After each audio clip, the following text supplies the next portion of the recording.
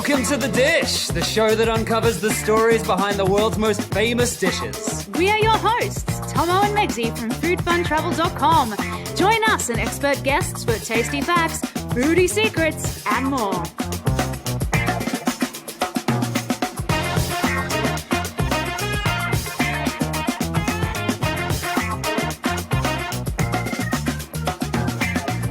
In this episode, we go Greek island hopping on a gullet boat and discover some of the freshest seafood in Europe.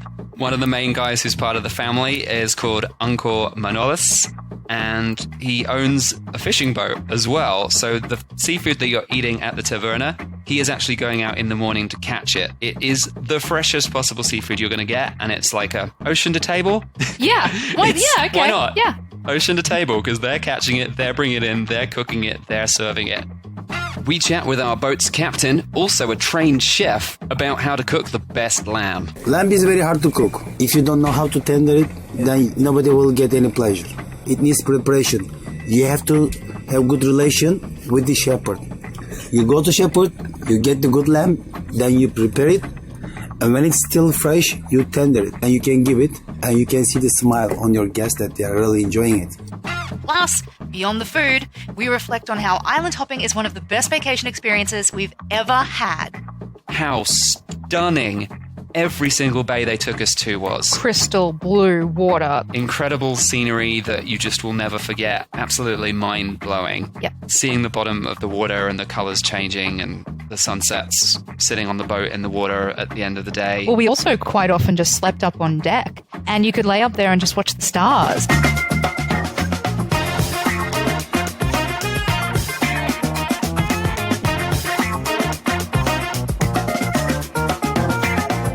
Okay, welcome to another episode of The Dish, and this one's a little bit different because we're not specifically just talking about a what to eat in, we're talking about a what to eat where, because we've just come back from lots of Greek islands. Yes.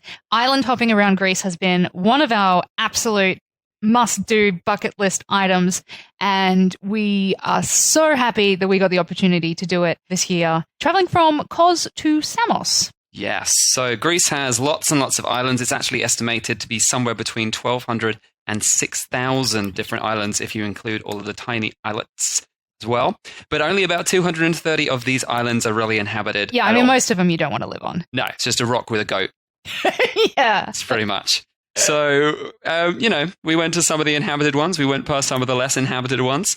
And there's lots of places to go island hopping in Greece with that many islands going on, of course. But we chose to take a 7-day voyage with sunfunyou.com around the Dodecanese Islands, which includes islands like Rhodes, Kos, and Kalymnos, although we didn't actually visit Rhodes on this trip, but it is part of the island chain. So just so that you know roughly where we're talking about. Yeah, I think most people would recognize Rhodes above a few of the other destinations that we went to. Yeah, and we also visited Samos, as Meg mentioned, which is just north of the Dodecanese. It's actually one of the first islands that's part of the North Aegean chain rather than the Dodecanese chain. So all of these islands are located just off the Turkish coastline. So in fact, we could actually see Turkey most of the points where we were going along. We could see it from the boat. Yeah, I didn't actually know that they were so close to each other.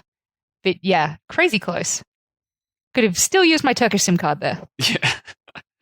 So this voyage, we really loved it. It's actually probably become one of our favorite ever vacation experiences pretty much instantly. It was I don't know fantastic. if we can actually put into words how freaking amazing this trip was.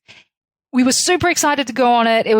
And because we just thought the whole concept of it, because it's this idea of being active and healthy and relaxing and hiking and yoga and everything, but also with a really good mix of quality food and quality drinking. Yeah, and lots of fun people to hang out with, but a small group. So, I mean, it started off with, I think, 12 of us. 2 people had to leave halfway through, but yeah, it was 10 they or had 12 to work. people. That's why they had to leave. They had work commitments that they had to rush off to. We were very sad to see them go.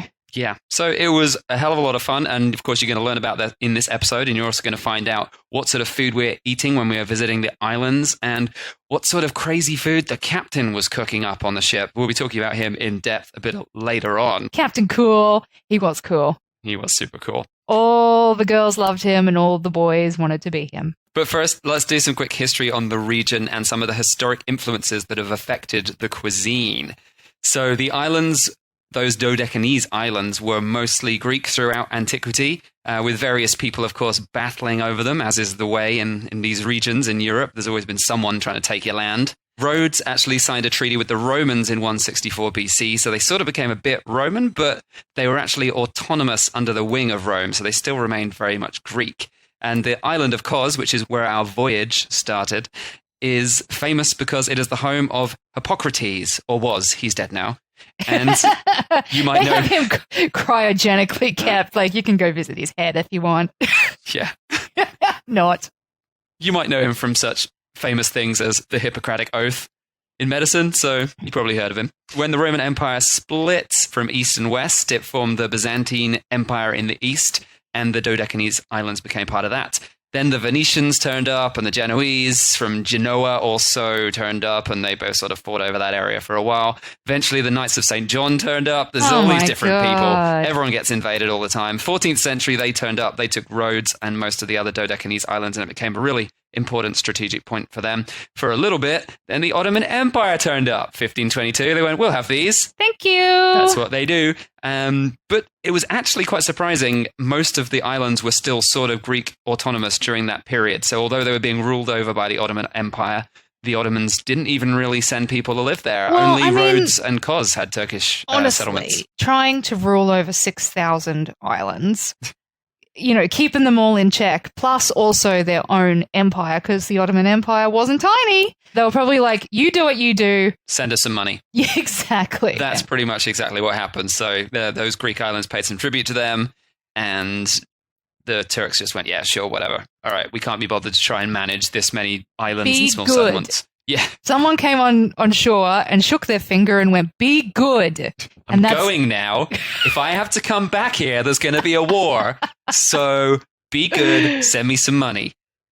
And that's pretty much what happened, apparently. Yeah. So that's pretty crazy. And then, believe it or not, and I didn't know this when I was researching, the other stuff seems sort of obvious, but actually in 1912, Italy were at war with Turkey, and they took the Greek Dodecanese islands off Turkey. Oh. And they went, we're having them. Oh, I never knew they had Italy here. And so Italy actually held those islands, or most of them, until after the Second World War, where they finally signed some treaties with Greece and went, no worries, you can have them back. We stole them from you. We get it. And that was in 1947. So since 1947, they have been Greek again. So they've always sort of been Greek. It's all this time. Greek people have just lived there. They got on with their stuff. They've done fishing. They've made some great food and had babies and all the usual stuff that people do in history. But they've been sort of autonomous against all of these other ruling forces that have been trying to tell them what to do. Yeah, so you're going to find some really interesting food in this region that is quite pure, I guess. I think there is definitely a lot of Turkish influence in the region, but I guess they've really held on to a lot of their Greek traditions. It's a mix of both. I think that's what we should learn from this, as they've been influenced by all these people, but they've also retained their ancient cuisine to some extent that's been updated over the years, of course. So yeah, and also from Egypt, although Egypt didn't rule the islands, they were trading with them a lot, and other parts of North Africa. So foods were coming from that area. Actually, Dodecanese cooking, that specific island chain, which is just like 12 or so main inhabited islands in that region, they have very different food from some of the other islands. It's said that they have more spices on the menu because of this Eastern influence that has come from Turkey, etc. So you expect to find a bit more black pepper, cumin, cinnamon, and of course these days chili has come across the ocean and has found its way onto the table as well. So yeah, the Ottoman Empire brought those spices, a spice trade from the Byzantine era and the Knights of St. John also coming through that region. All really quite important. It's all left its mark on the cuisine. But of course, yeah, the thing to remember is the Greek culture was there before any of these other cultures took them over. So although this cuisine has affected their local cuisine, they have also in turn affected the cuisine around them. Greek cuisine has gone all over the place and affected the way people cook. I think that's something you really find with this sort of region into Turkey and even into like areas even reaching as far as Armenia and Romania and a lot of those sort of places. You will just see this influence that is a little bit of everything. And of course, the sea has provided a major livelihood for thousands of years until the sudden arrival of tourism recently, which has changed things a bit. But until that, people much were just doing fish-based stuff and doing sea-based stuff. And why wouldn't you? The seafood is amazing. Yeah, so of course that affects the diet a lot. We're going to talk about seafood as we go along because there's loads of seafood, as well as, Of course, there were trade routes coming from Egypt and North Africa, as I mentioned. And the islands of Kalymnos, Simi, and Halki are particularly affected by the need to take their food from the sea because they actually really lack many spots to grow stuff. They are not got good arable land. So they might have some goats wandering around, but they're not growing lots of fruit and veg. So why did they settle there? It does my head in where they're like, this looks like a good spot. Oh, we can't grow anything. Well, I already built a house. Yeah, but then again, as we saw, the only islands that the Turkish took and everything, they were pretty much the ones that were the good ones. Well, I don't mean good ones. That's a bit rude. I mean the ones that had more opportunities. Yes. They were taking Kos and Rhodes because they had a big wine production, that sort of thing, bigger islands, more going on. These little islands, they're just like, whatever. Do your own thing. There's no point in us even taking this. But yeah, even today, the sea still remains quite important. Some of those smaller islands like Kalymnos and Simi, because they actually collect sponge, natural sponge from the ocean, and it's one of their major trades still today. Bonkers. That's absolutely bonkers. Have you heard about how they do the diving down there? They're not like jumping down there with full on scuba gear or anything like that. They're pretty much going down with like a hose in their mouth. Jeez. And it's got to the point that they're finding the sponges. I think they said they're as low as like 40 to 60 meters down. So this particular trade, they make a lot of money, and they're heralded as like they're heroes. The guys who are, and it's like family upon family, like passed down, like, we are sponge divers. But it's a very, very dangerous occupation that is still done the same way today. I don't know if I haven't heard that they put any extra things in place to make it more safe to harvest the sponge. But when you see a sponge there, don't think, I've got plenty in my bathroom that I picked up at IKEA. Have some appreciation that these guys are really putting their lives at risk to collect these very special sponge. It's crazy. So that's sort of the main part of the history. We got the Ottoman Turkish influence on the food, original Greek influence that has been retained, bit of North African influence through trade, and of course Italian influence because they actually owned the islands for like 40 years, which is crazy. Bonkers. In modern times. Let's talk about some local produce because, of course, that is also going to affect what you get on the table. Very, very important when it comes to Greek cuisine. All right, so I think it's time for a lightning round because some of these are probably going to be things you've already heard of. In fact, most of them are, but they are things that define the cuisine. So let's do lightning round. We have to start with olives. Olives and, of course, the byproduct of that, olive oil. So we were in Crete a couple of years ago and we discovered that people on the island of Crete drink about or consume about 50 litres of olive oil per year. Per person? Per person. Insane. I don't know how that varies between the different islands, but it is a very important product in Greece. Yeah, and of course there's plenty of olive oil going on in some of the major islands of the Dodecanese as well. All right, next up, seafood. Of course, obvious one. Lots of seafood. Something you should be looking out for. Things like octopus, squid, cuttlefish, lobster when it's in season for sure, and of course lots of different fish as well. Bulgur wheat. Now, this was something that I really enjoyed in this region. They use it a lot on the islands and can actually be traced back to at least 500 BC. So this has been a really important food product for them for a really long time, and it's delish. Chickpeas. Now, of course, you probably associate chickpeas with things like hummus, maybe lots of Middle Eastern dishes, but actually in this part of Greece, they are definitely an essential product. For many different reasons, trade over a long period of time has put chickpeas as an important product you've got to look out for in a lot of dishes.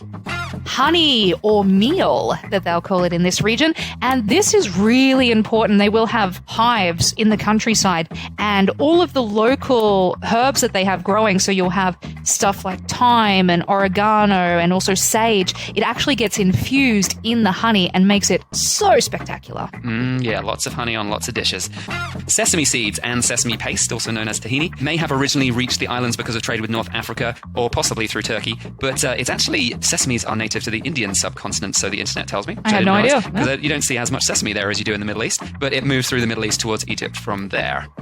Goat and lamb is very popular. As we just said, you will see them roaming the countryside. There are goats that are wild, but they also have ones that are tended to by goat herders and lamb herders, and you'll hear the ding, ding, ding, ding, ding, ding, ding. I don't even do the ding very well. You're not a goat. You don't need to ding. No, we have meh. You'll get plenty of that. There's a very dry, rocky landscape, so feel free to sit back and watch a goat climb a cliff. They're insane. Yeah, it's the perfect landscape for that sort of meat products. cows, they don't have these big green fields for them to graze in, so you're going to be getting goat and lamb. Next up, wine, of course. Wine not only for drinking, but also used in food sometimes. Wine production has been an essential trading element since the vine was first cultivated in the Dodecanese area, somewhere around 3000 to 2000 BC. So Rhodes, Kos, and Samos are actually pretty large producers and have been for a long time, but Rhodes is probably the most ancient exporter, so archaeologists believe at the moment. There's actually been quite a lot of evidence of sunken wine trading ships found under the Mediterranean Sea around that area, which have been stacked to the rafters with pottery, very close to Rhodes. Some of the pottery is still sealed and contains residues of the original wine. That'd be some fun scuba diving. Yeah. I wonder if you can do that. Next, cheese. Of course, cheese. As we just mentioned before, they don't have a lot of cattle, so you're going to be getting mostly goat and sheep's cheese from this region. I'm all right with that. I am fine with that.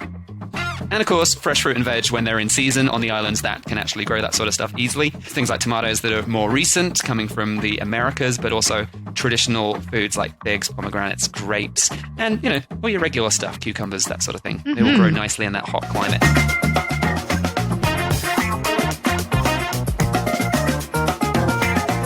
So that's the lightning round. You've probably heard of almost every product on that list. Of course, it's all pretty basic standard stuff, but it's good to know that that's forming the basis of some of the cuisine here. So let's talk about some of the important dishes. Now, I think one of the quintessential, most important experiences of coming to Greece is to have a taverna experience. Oh, absolutely. A Greek tavern where they make lots of delicious food, local traditional food, and you'll get wines, you'll get ouzo, which we'll talk about later. It's quite often run by families, so it's a very big family affair. Of course, on the islands, you're going to find a lot more seafood tavernas rather than just regular tavernas, where you're going to find lots of fresh seafood.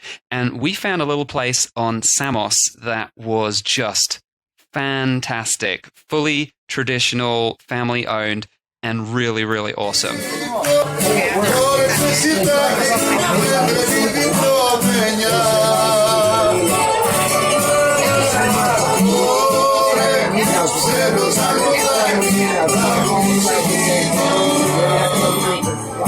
So let's talk about this seafood taverna. Now, it's called Taverna Maritza in Samos and specializes in fresh fish. And it has this atmospheric taverna experience that really immerses you in the local culture. And as you sit there, they've got this two-tiered courtyard under leafy trees, and the trees are rustling with the cool breeze above you, and you can smell things like red mullet and shrimp sizzling on the barbecue. Yeah, they have an outdoor grill. So as you actually walk past the restaurant and like to walk in the front door, you pretty much have to walk past the kitchen. And you just see it there and you're like, oh, I want to eat all of you. There's always something good grilling there. One of the main guys who's part of the family is called Uncle Manolis, and he owns a fishing boat as well. So the seafood that you're eating at the taverna, he is actually going out in the morning to catch it. So it is the freshest possible seafood you're going to get, and it's like a ocean to table. Yeah. Yeah, okay. Why not? Yeah. Ocean to table, because they're catching it, they're bringing it in, they're cooking it, they're serving it. Like the guys who are the waiters, we met one of the guys, big Greek guy, bald head, sort of like late 40s, early 50s. Full of personality. Yeah, he was giving me a bit of a run.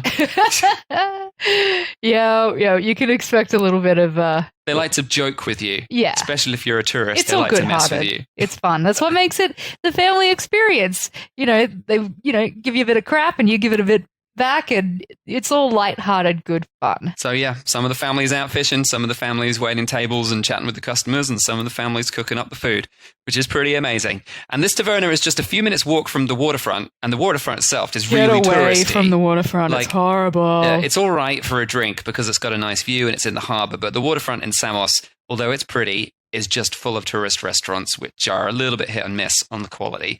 So this place, you only take a few minutes walk out away from the coastline, and you are escaping those inflated prices because it's like double the price to eat and drink on the waterfront. And you're escaping all the crazy tourism to eat at a really authentic taverna that opened in 1991. And actually, Uncle Manolis says it's because his family, like his parents and grandparents, he wanted to maintain the traditions that they had taught him as a child, which is amazing. So he's like, although they didn't open until 1991, they opened with this goal of maintaining his parents' and grandparents' traditions. So he's taken a home-cooked atmosphere, home family atmosphere, and just turned it into a bigger experience for everyone to enjoy. Exactly. And that's awesome. And the food was fantastic. And you can't say only 1991 anymore because, Tomo, we are old. And that was like ages ago. Oh, geez. That's not fair, is it? So, some locally caught seafood specialities that you should try. You don't have to go to Taverna Maritza, although we highly recommend it. There's lots of other seafood tavernas around the island. But some stuff you should look out for on menus that's definitely worth a go. Giant shrimp or mussels saganaki. Oh, I love that dish. Now, the word saganaki refers to the pan that is used to cook the food. It's a heavy steel or iron pan. It's like a fried dish, but not deep fried. You'll see it on menus. It'll say saganaki cheese. That is a cheese fried in a saganaki pan. A mussel saganaki is a mussels dish fried in the same type of pan with a tomato sauce and feta, some onions, and a few herbs and spices. And it's wonderful. I mean, obviously you get mussels cooked, maybe steamed with white wine and garlic in France and things like that. I mean, it's a classic way. But this version with feta and tomato is not something you see in a lot of other countries. No, and it's amazing. I mean, and I'm the sort of person where I definitely enjoy mussels and clams and stuff, but I'll have one or two and I'm like, okay, that's good. This, I will keep going back for more. It's something about the tomato flavors, the way that it's cooked, the cheese that goes with it. It's just this whole combination, and I'm dipping my bread in at the end and eating it all up. There's nothing left by the time we're done with that plate. Yeah, rich sauce, having that feta melted into the tomato. Oh, it's amazing. Brilliant. So another dish to look out for, especially at Taverna Maritza, they have a squid stuffed with feta cheese and peppers. Oh, did we not order that? I mean, you can't order everything, but like this is seriously one of their top dishes. Most people listening to this might have tried squid stuffed with rice. That's a pretty typical dish around the world, but squid stuffed with feta and sweet peppers, like bell peppers. My goodness. Nice. Also, try out the deep fried cuttlefish, of course. Slightly different from having a deep fried calamari and maybe a little bit softer. Very highly recommended by a friend of ours who went there and ate after we had left Samos, and she highly recommends the cuttlefish. She said it was fantastic. A popular fish you're going to find in the region that's like a smaller, more affordable fish is the red mullet. Very popular in the Mediterranean region around here. Grilled or on the barbecue, sometimes deep fried and battered, but I think grilled on the barbecue is a little bit better. So look out for red mullet. Nice, soft, sweet tasting flesh. And of course, if it's super fresh, which it should be at Taverna Maritza, it's not going to be too seafoody. It's just going to be awesome.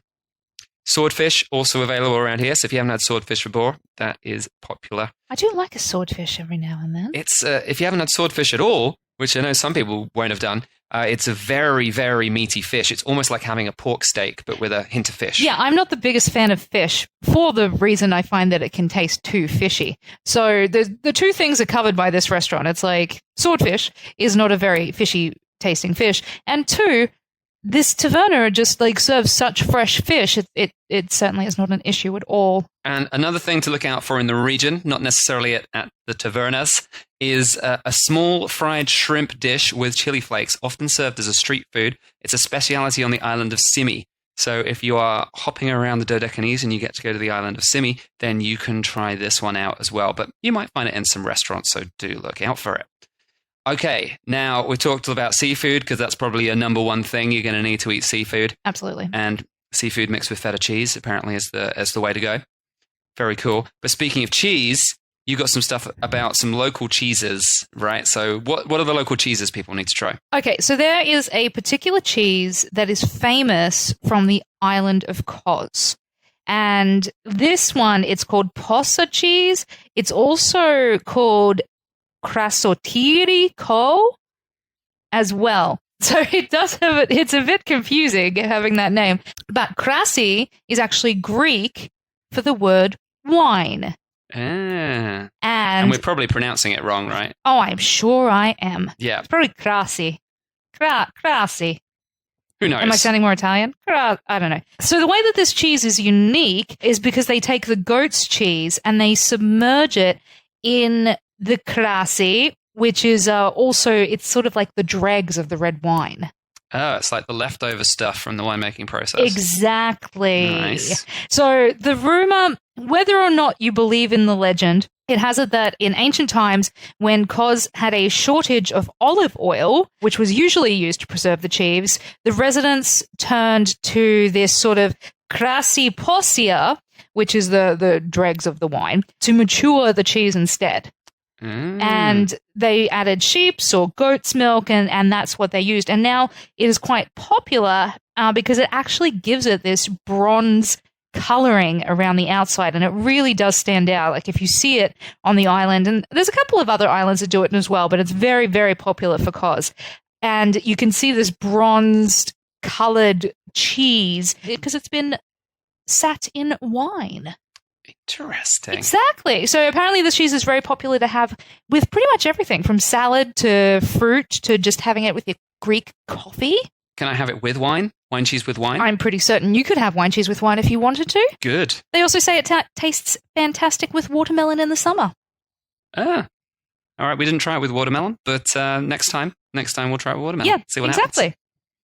All right. From cheese to meat, because of course we said there's lamb and goat going on, and finding a lamb that is stuffed with rice or a goat that is stuffed with rice they're sort of like a festive dish.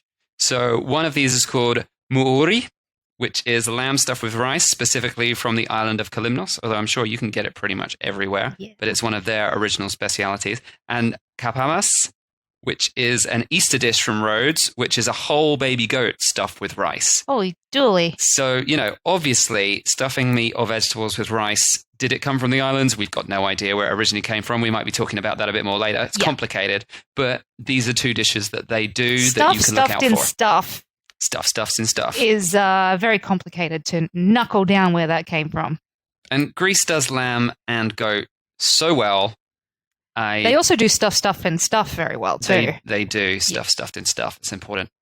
All right, now for the vegetarians, I think we've got something because we mentioned about chickpeas being an important ingredient earlier, and there's a special chickpea dish that is popular on the islands. It is. They have like chickpea patties, which is kind of like your falafel that you would get in the Middle East. Now, I am going to completely obliterate this word. It has 1, 2, 3, 4, 6, 7. Too many words. Too many letters. 15 letters. It has 15 letters. It's revithokefteres. I'm going to guess and probably also get it wrong. Revithokefteres. I think the second part of the word, it looks a bit like kofta. So I think it's like, because it's a ball, right? It's like a minced ball of chickpeas. So I'm guessing the first part of the word is chickpeas and the second part is kofta. So like chickpea kofta, but in Greek. I reckon it's something like that. That's what did you find out about it? So this is actually a traditional dish that you're really going to find in pretty much every restaurant or cafe, specifically in Samos. Very popular in Samos, but you will also find it in other areas because it's chickpeas, isn't it? This will be offered as a meze. So like a small plate. It's like a tapas. Yeah, it's like tapas, but Greek tapas. Exactly. So as always is the case with many beloved recipes, every single place you have it is going to say they do it the best or their mama does it the best, and every single place is going to do it completely differently because it really comes down to what spices you choose to mix in with the chickpeas. So absolute basic ingredients you're looking at is just chickpeas, probably a little bit of flour to make the ball, help it all stick together, onions, dill, mint, water, salt, black pepper. That's going to be a basic. I saw some recipes that had potato in it. I saw some recipes that had different things in it. It's all going to be different, and everyone says they do it the best. And so it's difficult to discern. But if you're looking at the original history of chickpea patties or falafel, they've actually been around for over 1,000 years. So it's a really popular dish. And as you mentioned, with that trade route coming from Egypt, with all the spices and stuff like that, it is actually said that it perhaps was invented in Egypt as a meat substitute during Lent. Yes, and so from that, it became really popular, and then the dish was exported from Alexandria to many destinations, thus hitting places like Rhodes, moving on to Samos and some of the other destinations around there. And if you're interested, moving a little bit more into falafel. Sure. In 2012, one of the hotels in Jordan produced the world's largest falafel. That was 75 kilograms. Damn. That's one big chickpea patty. That's almost as heavy as I am. There you go. Then you're just a giant falafel. I like to think of myself as more than just a giant falafel. You could think of yourself as a giant rekithithithis. I can't think of myself as that. If I can't pronounce it, I can't think about it. I'll stick with chickpea patty. But it's a fantastic little snack and it's very popular to have with Ouzo. as everything should be in Greece. And I like it with a little bit of tzatziki.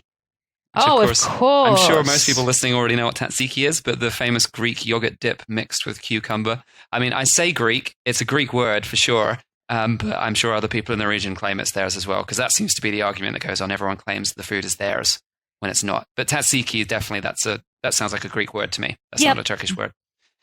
So, yeah. Now, let's reel off just a few other foods you should try in Greece that we particularly like. These aren't specifically from the islands, but you will find them on the islands because, of course, these days there's tourists everywhere and they import everything from everywhere. So you can get lots of dishes that aren't specifically local. But here's a few good ones to try. Just the lamb chops. Greece grills meat really well and they make great lamb on the island. So if you're having local lamb chops, they're going to be juicy and they're going to be delicious. And they're literally just roaming the land. So it's very organic, very healthy, very, straight from the source right there to your face. Tasty stuff. Souvlaki, of course. You probably heard of souvlaki, but it's the equivalent of skewered meats, Greek's version of that. Very yum-yums. Moussaka. Oh, I love moussaka. Which the Turkish claim as being theirs because the word is basically a Turkish word, it seems. So do the Bulgarians. Moussaka. The Bulgarians do too. So, yeah. Oh, we're going to have to do an episode on moussaka at some point because this is going to be an interesting story, but we can't cover it all here. And Meg's favorite, Saganaki cheese. Oh, I love Saganaki cheese. We mentioned that already. It's the pan-fried cheese fried in Saganaki. It's a salty yellow cheese. Often they use keflatori, which is a Greek cheese, but they do use other cheeses as well. It doesn't melt. Really good. It just softens. Soft on the inside, crispy on the outside. It's amazing. So fantastic. Another one of our favorite dishes, bulgiurdi. Pronounced that wrong for sure. It's baked feta with peppers, tomato, and onions, and oregano, and olive oil, and lemon juice, and it's just baked in the oven. Phenomenal. It's a great way to have feta. If you never thought about having feta hot because you're used to having it on a salad, you should have baked feta. It's fantastic. Change your world. Another one that is amazing, deep fried feta wrapped in phyllo pastry topped with sesame seeds and drizzled with honey. I'm drooling. We are totally going to get that tomorrow because we're in Athens recording this. We just finished our trip and we're back in Athens and we are going to go eat that tomorrow because it's amazing. We're just going to go cheese crazy. And some more seafood options, tarama salata, which you've probably heard of. It's a that's fish very roe dip. popular. Yeah, Super popular. You'll see it on most menus. It's a little starter dip made from fish eggs that you can dip your bread in. It's a nice little start. Coming up in the rest of this episode, We discuss the highlights of Greek island hopping in the Aegean, from hidden coves to quaint Greek waterfront villages, swimming in crystal blue water straight off the boat and sleeping under the stars, as well as our captain's sensational cuisine. plus Ouzo versus Raki. What should you be drinking? Now let's talk about our actual voyage, because of course that is the food you can eat on the islands, but we ate a lot of food on the yacht. we did. We actually were very, very spoiled because the captain of the vessel actually is culinary trained. Not only did he build the boat with his own bare hands, That's insane. but he also went to culinary school, and I think he's also worked in a couple of five-star hotel restaurants in order to work on his craft and make sure that he serves the best possible food on his gullet. Yeah, incredible food. We'll be getting into the exact dishes later on, but we wanted to talk a little bit about the actual cruise experience itself, because it's not a cruise. It's a voyage. A voyage. Because, well, I mean, I'm not going to spoil it for you. We're going to hand you over to Cynthia, who manages sunfunyou.com.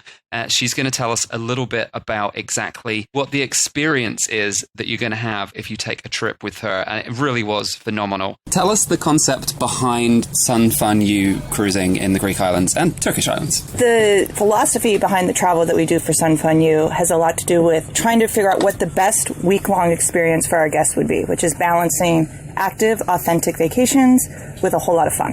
And that's really just what we try to bring to every moment that we can in the voyages, not cruises. Yeah. Yeah. Sorry. It's not a cruise, it's a voyage. I can say that Which there's, again. I know, but we have connotations about cruising, and even the food, which we think is like a critical part of what we offer. It's not an all-you-can-eat, indulge till you're going to explode. It's really food cooked with love in a tiny little galley by a captain that knows each and every guest by name. It's a whole different experience than what you take away from a cruise. That's why I care about the word voyage. What do you think is the main thing that, well, one, that you want your guests to get out of the cruise, but I mean, you've done this for a couple of years now, for 6 years now. What is the main thing that your guests have have told you that they really get out of doing this voyage? I think the number one takeaway our guests have is that they, almost to a person, they leave with something extra that's been added to their life. So it's not just an experience where you come to forget what's going on back home, but you have enough time here to reflect. You've pushed your body a little bit. You've met new people. You've experienced new culture. And people have enough downtime in between all of that to internalize what it means to them. And they actually go home an enriched person instead of just using this as an escape from reality.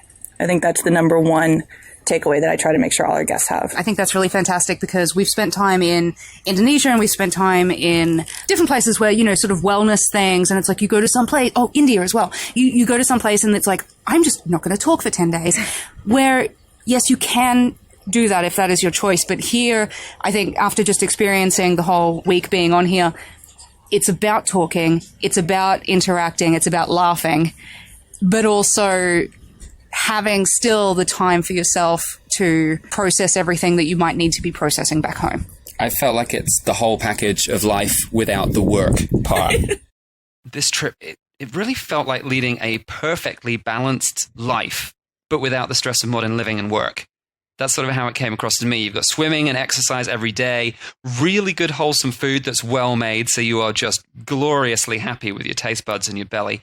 The breeze, the sun and the waves, and even though it was a group of strangers brought together, it felt like a travel family just pretty much from the first day. They really try hard to get everyone together and make everyone feel part of the group. Exactly. And I think we were particularly lucky that we had such a fantastic group. But I think they have lots of really fantastic groups on there because it's just a lot of like-minded people that generally are looking for the same sort of thing, looking for a little bit of life balance or just, I don't know, get their head clear and get themselves together again before they go back and face the world.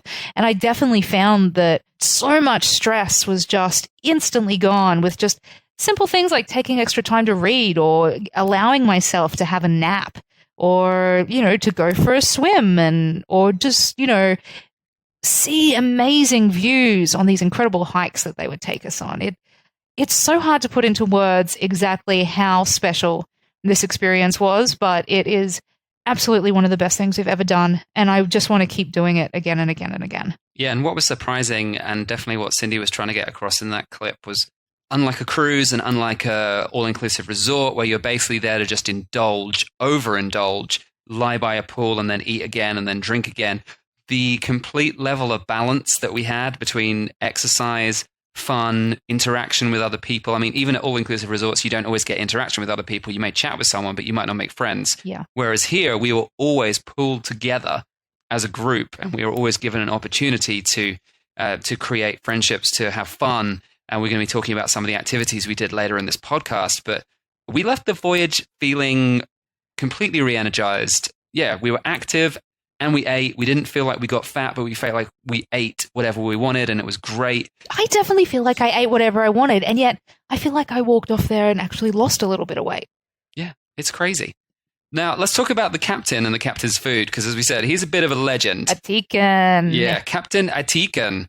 Now, we had a quick catch-up with him, a little bit of an interview. He doesn't speak lots of English, but he did his best to convey everything about his history and why he became a ship captain in the first place. Why is it that you built a boat, and why is this your lifestyle? My grandfather was a captain, and my father was also a captain. My uncle and all my relatives, they are in this business. So this is where I was born. When I was 13, I started to work with my uncle, and when I was 17 years old, I was already riding the boat. And then I decided to build a boat. Then here I am with my own boat. I think we all agreed by like the end of the voyage, or even by day 2 of the voyage, that the captain was sort of an international man of mystery. He probably was a spy in his former life. Yeah, he was like going off and spear fishing in the night. He went off with his little torch and in his wetsuit, and he went spear fishing, saying he was catching fish. But I think he was conversing with Mr. M. Yeah, could be. Getting his next assignment, and then they would give him some fish to, help with his cover. Exactly. Yes, he did bring back his own spearfished catch. Whether he got it from other spies or whether he actually caught it, we don't know. That we don't know. But he came back on the boat with like 15 or 20 fish after being out for an hour. I'm like, wow. And that you're would a be legend. lunch the next day. Yeah. He pan-fried the fish and it was amazing. Then another night he went out with a flashlight underwater and caught 2 octopus, which he turned into a salad the following day. Mm-hmm. And of course, we mentioned earlier in the episode, he built this boat himself. And he also trained as a chef in Vienna, which is insane. And actually, we got a little clip talking to him about training as a chef and about about his food loves and about why he is such a great cook. So let's jump into that as well. So my uncle, when he was teaching me how to be a captain, the most important part of being captain is to serve your guest. So he took me to the kitchen and he showed me everything once. How to cook, what to cook, during whole week. That teaching includes buying stuff for cooking and so on. But it was not enough for me, so I went to learn also cooking in Bodrum. I went to a hotel and I learned cooking over there. And also my visit to Vienna, it was wonderful for me.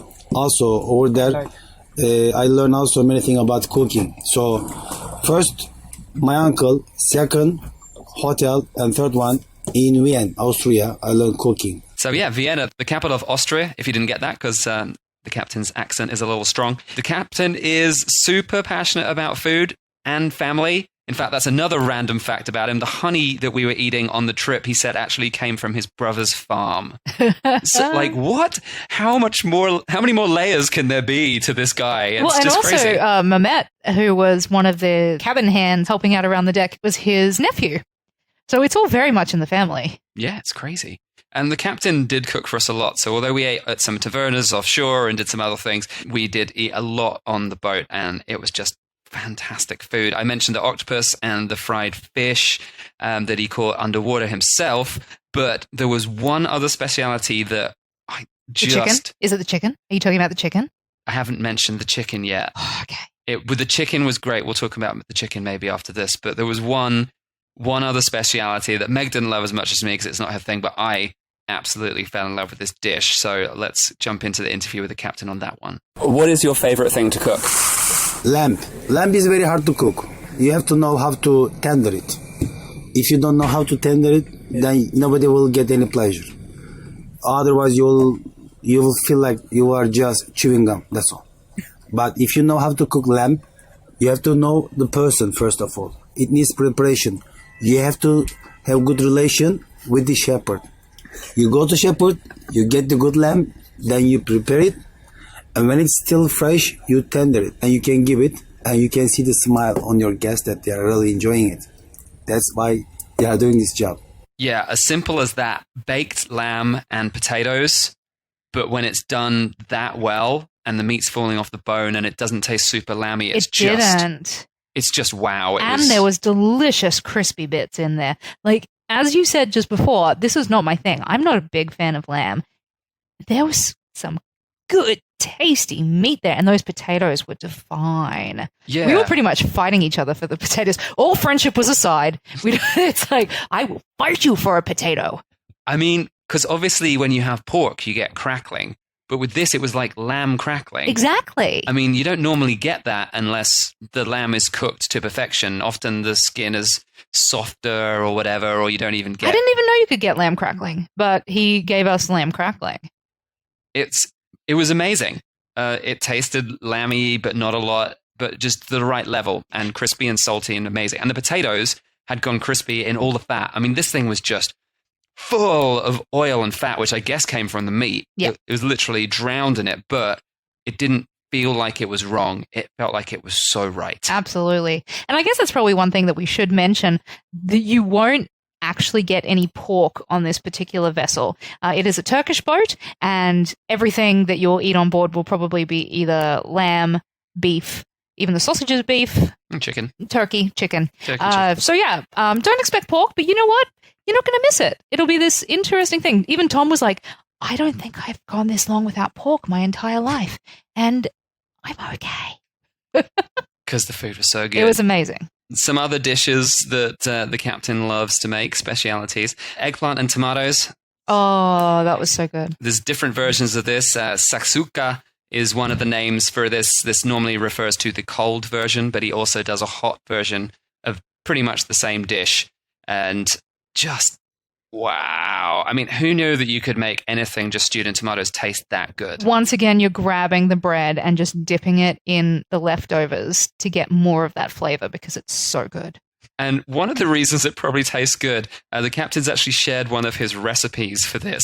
He puts 5 glasses of oil for 1 kilo of eggplant. Yeah. I mean, eggplants are light, granted, so that's quite a lot of eggplant, but 5 glasses of oil. He didn't state how much is in a glass, but that sounds like a lot of oil, doesn't it? Yeah. Anyway, it's tasty. Another favorite dish of his that he shared a recipe with us for is moussefer, which is a zucchini fritter. So as well as the chickpea fritters, he just does some basic zucchini fritters, which were very tasty when you mix them with a bit of garlic yogurt sauce, and he was making his own. So this is the Turkish version of tzatziki, as it were. I think it had a little bit more dill in it. Yeah. Possibly even sometimes he mixed a bit of chili in with it, which to make it very interesting. I thought the mix of the tzatziki style yogurt with a little bit of chili, yep. That was good. It's lots of really simple home cooking style, but he's like elevated it because he's fully trained as a chef. Yeah. And he's just made home cooking at another level. Something else that Meg loved, the dill and feta pastries. He made his own pastries. Oh, he did a lot of cooking with dill, and I don't know what it is. This summer, I am 100% addicted to dill. So anything he made with dill in it, I was devouring. I think what's super incredible, the most insanely amazing thing to mention about this whole experience with the captain's cooking, he was cooking in a galley that had 3 little gas hobs and 1 very small oven. And the galley was tiny. Yeah, it's not some big kitchen. It was tiny. I think our bedroom was bigger than his galley. Our bedroom was like 4 times bigger than the galley. Yeah. So I would say his galley, including the cabinets, was the width of a single bed. So it was literally like he was moving up and down the aisle of half a single bed, and then the other half of the single bed was his cooking surfaces. Exactly. And yeah, he was cooking for 12 people plus the crew, which was like 4 or 5 people for the crew.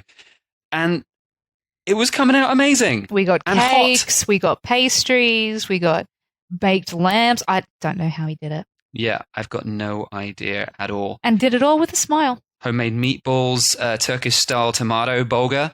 So we're talking about bulgur being an important thing in this region. Well, he was doing the Turkish style mixed with tomato paste. That was good. Perfect. And as Meg mentioned, there was a chicken dish he did at lunch. There was like a leftovers dish. We'd had chicken on the first night, and 2 days later, suddenly this other chicken dish turned up, and it would just, he'd minced up all the chicken that had been left over, put it with tomatoes and onions and things, and I've never tasted anything like it. It was heavenly. And of course, one of the best things about having these meals on the boat is the fact that it's all served family style, and everyone is sharing together. And that's another reason why everyone got to become so close and got to become friends so quickly, was because we were being treated like a family and we were eating as a family. Yeah. And no phones or electronics on the table during dinner time. I think that was mostly because if you spill something, the way that the table is designed, it's so that water doesn't go flowing over the edge, like it holds the water on the table. So I think that's more of the thing, but I did like that there was no electronics at the table. Why would you want to use electronics when you're in the middle of the water with all these beautiful views around Exactly. you? It absolutely is not necessary. There are better things to look at than Facebook when you're on a yacht, that's for sure. And also the internet was kind of in and out, so just forget it exists. It's great. It's good for you. But the food and fun didn't stop just at meal times. There was actually lots of other food-based activities during the trip, as well as some other crazy fun things. Obviously, for foodies, we love doing cooking classes, and they had a mini cooking class on the boat. It's a little tricky because he's got a galley that is tiny, so we actually did sort of an on-table family cooking class thing where they brought out some of the dishes, and we made our own dolma. Now, Meg's done some research on a little bit of the history of dolma, and if people haven't eaten it before, maybe you can give us a basic roundup of what that's about. Yeah, so pretty much I love dolma in any way, shape, or form. Love, love, love, love, love dolma. And even, I'm going to start with telling you there's a legend that says a Turkish imam, who is a person who leads the prayer in the mosque, he enjoyed the flavor of a dolma one time so much, he fainted out of pleasure. Okay, good to know. But it is a fantastic dish. So the word dolma is actually... What is dolma? It comes from Turkish. It's a Turkish origin from the word dolmak. And dolmak means to fill or to stuff. And that's pretty much, it's stuff stuffed in stuff.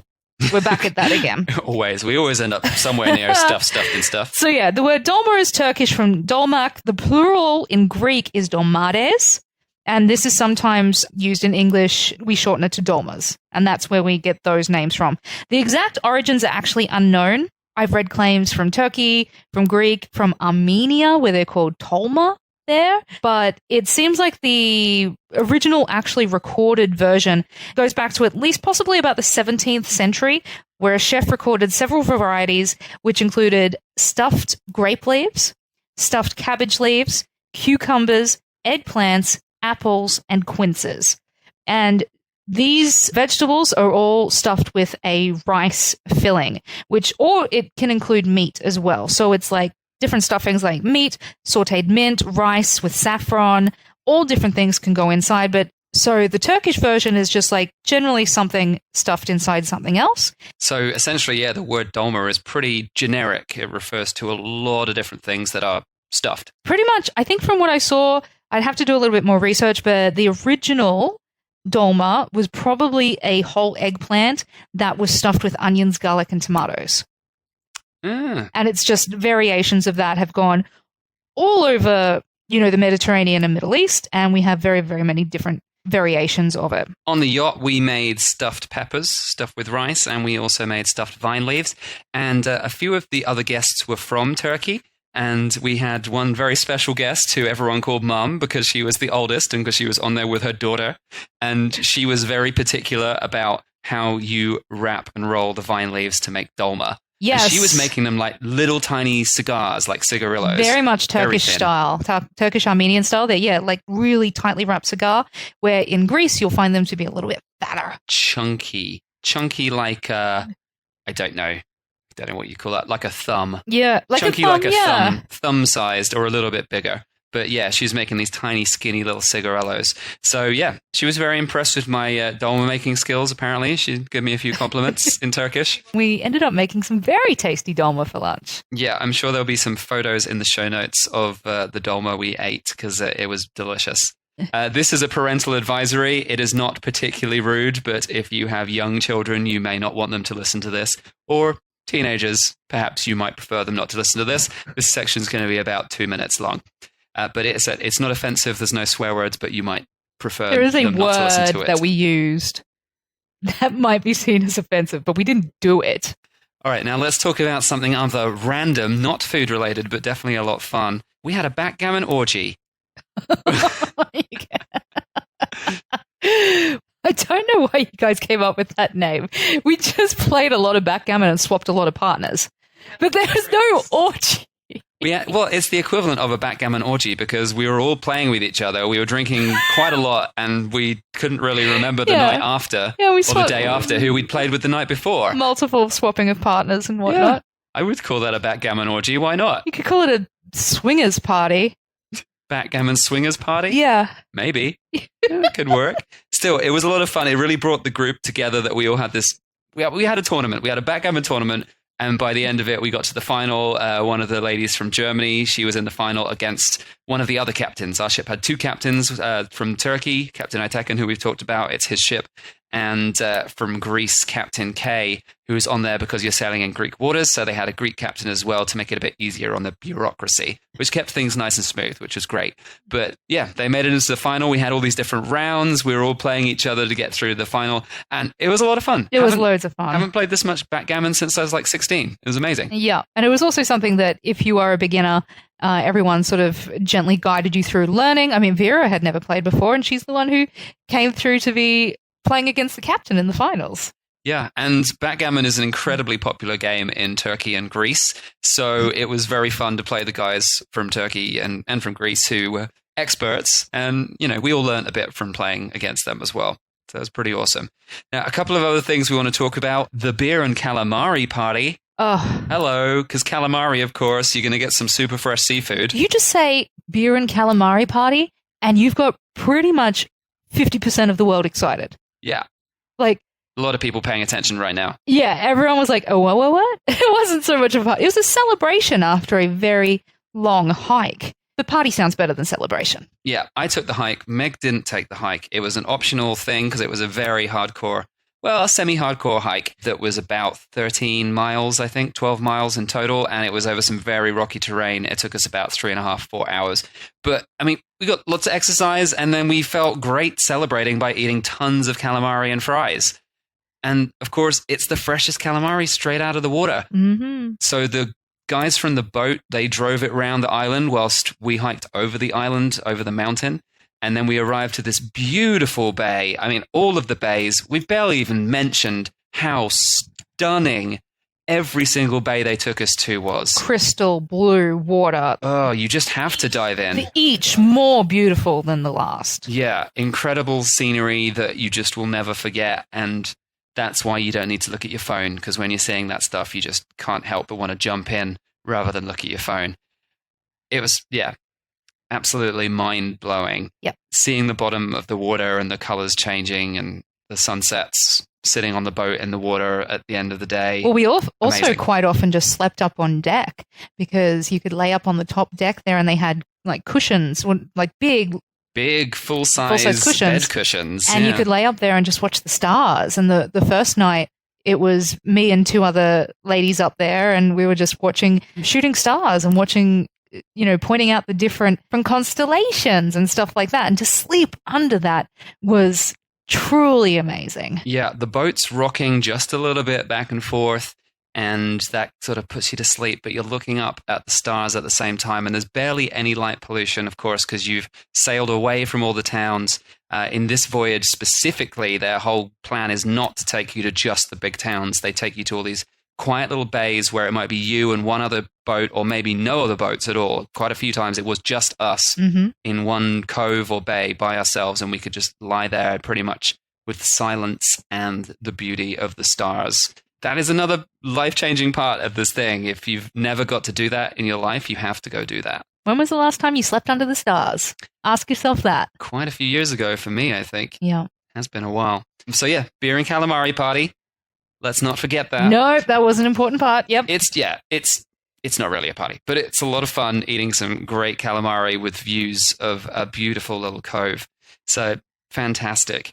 And finally, because we have gone on about how amazing this is a lot, but just to up it to another crazy level, it's not just all about the relaxation and the exercise and the eating. It is also about having a real party, and we had a Raki and bingo pirate party, which was Pirate bingo. They actually made us put on some little costume bits to dress up as pirates, which was hilarious. We all got fake tattoos. Yes, little stick-on tattoos, and lots of Raki to make the party go with a swing. One of the Turkish girls, it was her birthday that day, so it definitely turned into a full-on party. But, of course, the big foodie thing from this was we were drinking lots of Raki. And, of course, there is the Greek version of the very similar spirit called Ouzo, which most people have heard of.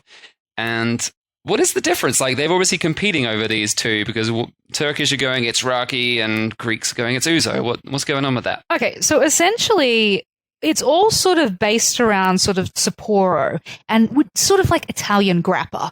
That's where the original drink came from. And then it's just sort of mixes. So Raki is actually just sort of a variation on your grappa, which is actually, it's a brandy that's been distilled from the fermented residue of grapes after they've been processed for winemaking. So they take all of the excess skins and everything like that, and then they distill it and they create this brandy, which makes your grappa, your Sapporo, which makes your Raki. What makes it Ouzo is actually the addition of water, aniseed, and other herbs and spices like fennel, cloves, and coriander. But now Raki also tastes like aniseed, so they must be doing that. Like, is there different types of Raki? Is that what's happening? Yeah, I think just over time, flavors and things have crossed over, and people are like, oh, actually, I do enjoy those sort of spices and flavors. And it's just sort of, it comes down to that whole Turkey and Greece have very similar traditions, and things have just blended in a way that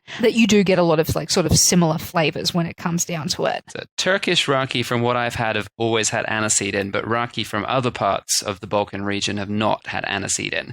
So it's just a personal preference over what flavors they want to put in the drink? Yeah, I think pretty much in Turkey they just enjoyed the spices, and so that's what they kept in there. In other regions they wanted it a bit more pure. Of course, we've had Raki in some regions where they've mixed it with mountain herbs and stuff like that to change the flavor, like we're in Montenegro. So it really seems to be like a bit of a regional thing and what their personal preference is on the flavors that they mix in with it. So can anyone lay claim to being like, well, we invented this, we invented Ouzo, and Raki is a ripoff, or is it just no one knows? Well, the Greeks have laid claim to Ouzo.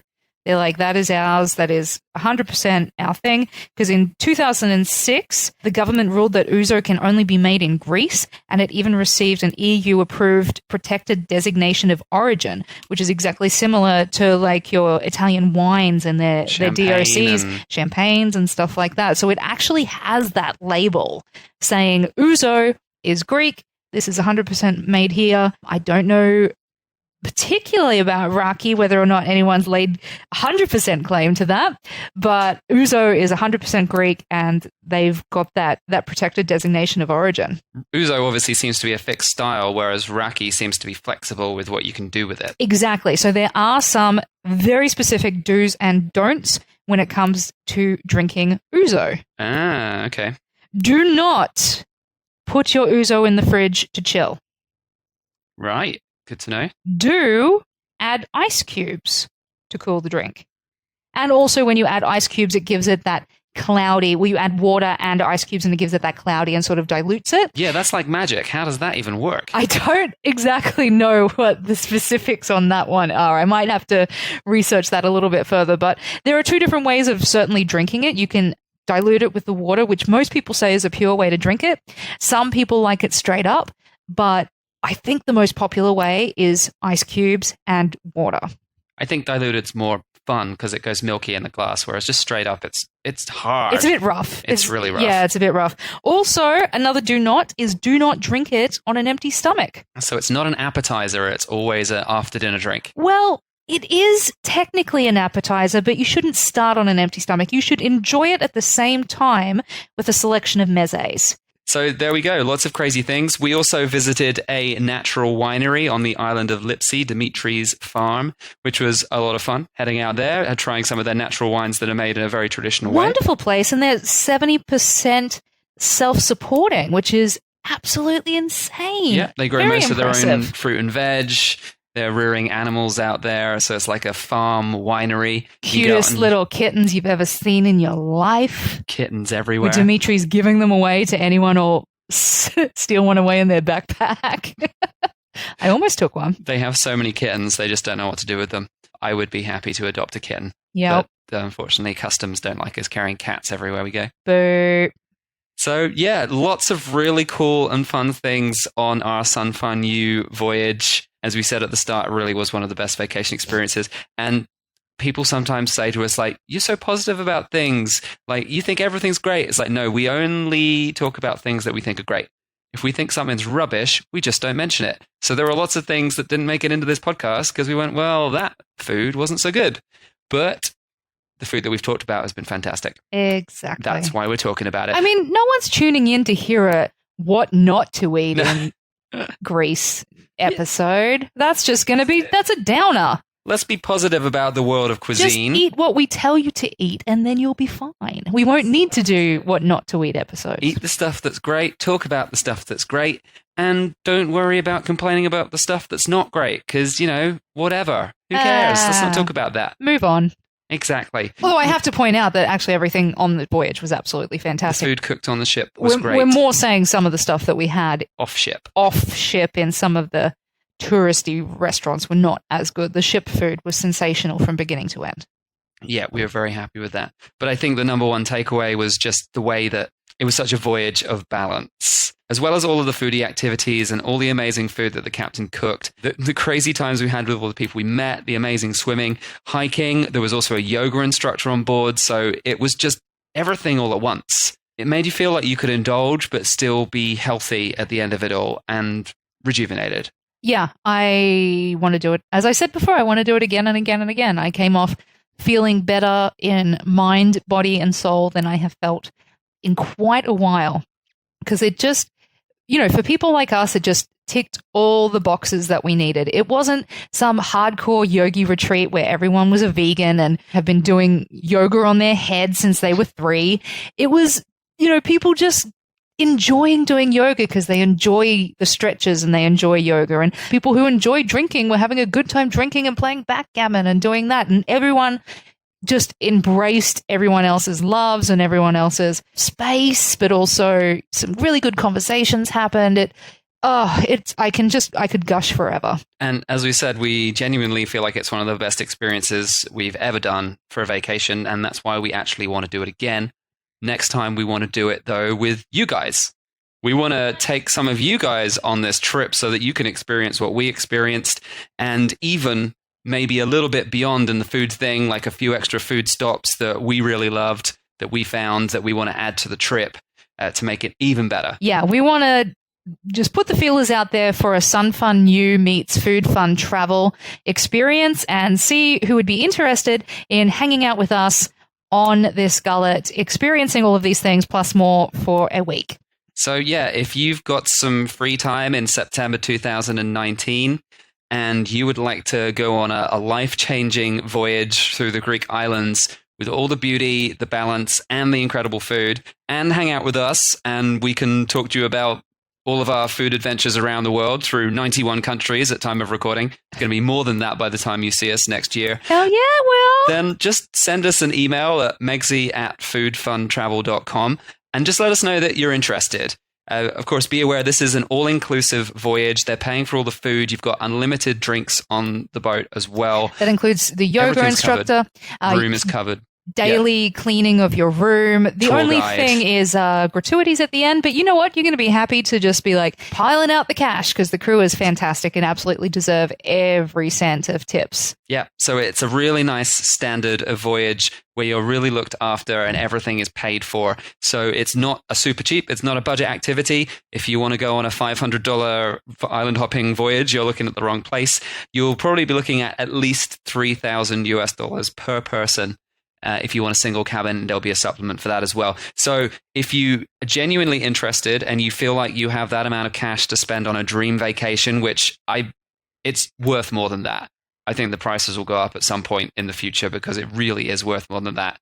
It's such a perfect voyage with so much to talk about. We barely even talked about everything. We just mentioned some of the highlights, but there was so much more to the trip. So yeah, if that's something you think you can afford and that you're genuinely interested in and you want to talk food and fun with us and really just have a party and play lots of backgammon, then contact us, Megsy@foodfuntravel.com. Just let us know you're interested and then we can start talking with the company and seeing if it's realistic to get us all on the boat for a week. All we need is 10 people. Yep. All we need is 10 people plus us and we can get everyone on a food fun travel voyage with sunfunu.com. It's going to be amazing. And show notes for this podcast, as well as more info on getting on the voyage for yourself and about the food we've been talking about, are at foodfuntravel.com/Greek Islands podcast. Greek Islands with an S podcast. Also, if you want to go on the voyage but not with us, then just head over to sunfunu.com for more info about booking a place in 2019. We are currently trying to organize a discount for our readers, listeners, and followers. So we haven't fixed that up yet, but do mention that you found Sun Fun U through us at Food Fun Travel or the Dish podcast. And then if we have managed to get a discount, then you will be eligible for that. And once again, if you do want to hang out with us, email us at megsy@foodfuntravel.com to let us know if you have any initial interest in joining us for a food fun travel voyage in September 2019, or maybe even 2020. You know, we might want to go every year. It is that awesome. So just let us know when you might be interested, just so we can get a list of people together who might want to take the voyage. That's it for this episode. Just a quick mention at the end, of course, if you want to help us out with our podcast and support us, you can do that on our Podbean Patreon account at foodfuntravel.com/extras. That will help pay for my gyros tonight. Yes. I have a gyros addiction. Actually, I have a cheese addiction. I have a saganaki addiction. They cost from anywhere from around about €5 per one. So A little bit less. If you want to indulge me and buy me a saganaki cheese, please subscribe to our Patreon account and you can help me have all the cheese in the world and keep me a very happy lady. And you'll also get access to bonus episodes. We've put out some cool little episodes about Worcestershire sauce, Tabasco sauce. There's more coming soon. Hey, it's more interesting than you would expect. It I had no is. idea about some of the background information. There's going to be more episodes going in there. So more of us talking about food. If you've enjoyed this podcast, also make sure you go over to iTunes and subscribe. Rate and review. Rate and review on whatever channel you listen. 5 stars, please. Anything less than 5 stars, you are listening to the wrong podcast. Go find another podcast. If you made it this far through and you don't think it's worth 5 stars, definitely never listen to us again. I don't think. Why would you be listening to us still at this point? It's like way over an hour. What are you doing? So 5 stars, or just don't bother leaving us a review. How about that? Or That's just a good deal. email me and tell me Why? why. That'd be, just email. Rather than leave a review there, just email me. And then, it can be like, your voice is really annoying. Yeah, I can't help that. Once again, listen to someone else with a voice that you like. How about that? Easy, right? But if it's something that we can change, we will certainly do our best. So foodfuntravel.com/extras if you want to support us as a patron. Otherwise, we'll see you in the next episode, which maybe it's already out. Who knows? Depends when you listen to this. There'll be more food and fun travel talk going on next time.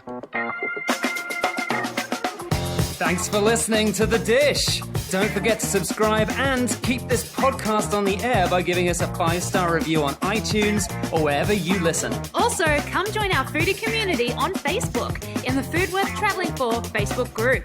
Catch you next time.